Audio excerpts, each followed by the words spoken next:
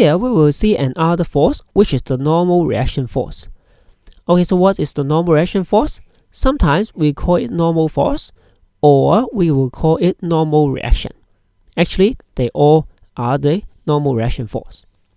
So normal reaction force exists whenever two surfaces that contact with each other, or if two surfaces pressing on each other, we will get the normal reaction force. And it is always perpendicular to the two surfaces. For example, if we have a hand pushing on the wall, there will exist a normal reaction force push back, and this force is perpendicular to the surface.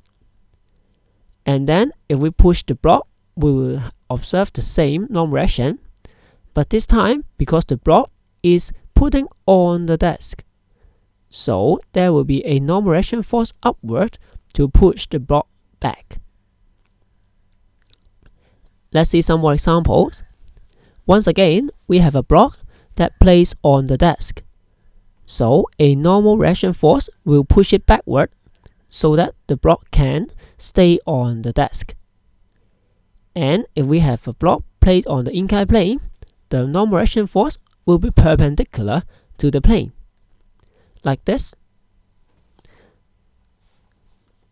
Here, if we have a ball that leans on the wall, a perpendicular normal reaction force will push it back. So please aware of the direction of the force.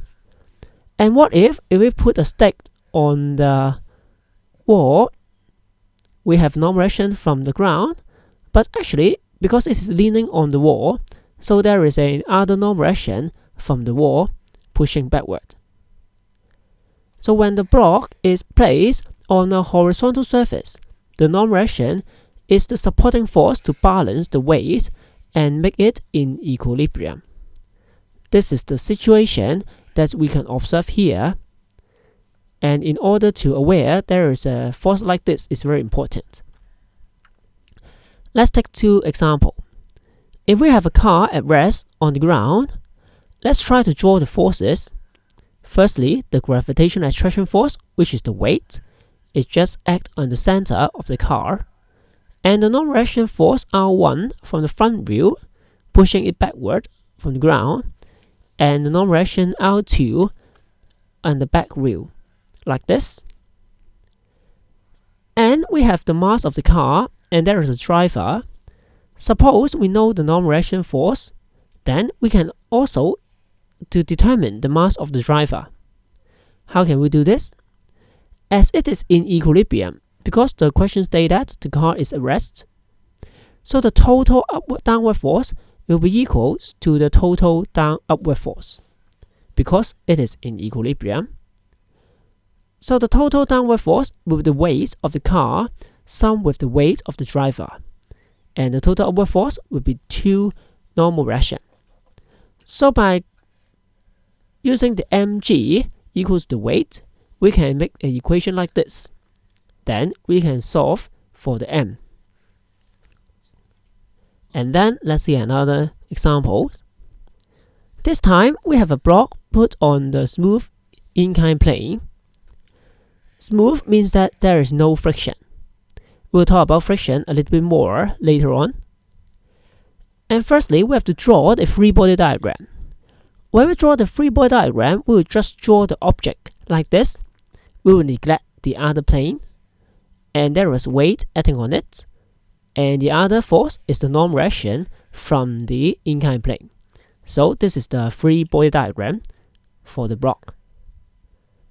Now we have to calculate the normal reaction force acting on the block by the inclined plane. If you still remember, actually we have tried to calculate the components of the weight. And here, because the components of the weight is equal to the normal reaction force, so the mg cosine theta will be the answer. So we can find the answer is 21.2.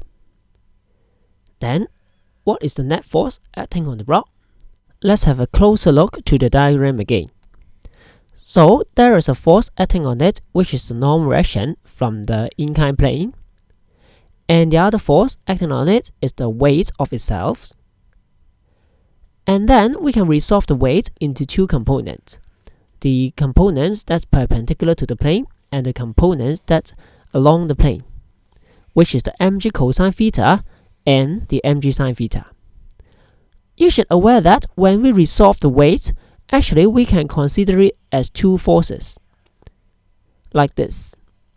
You can see that two of them are balanced with each other, and the only unbalanced one is the mg sine theta. So the net force, which is the unbalanced force, is just mg sine theta. So which is 2.5 times 9.81 times sine 30, which is 12.3 Newton.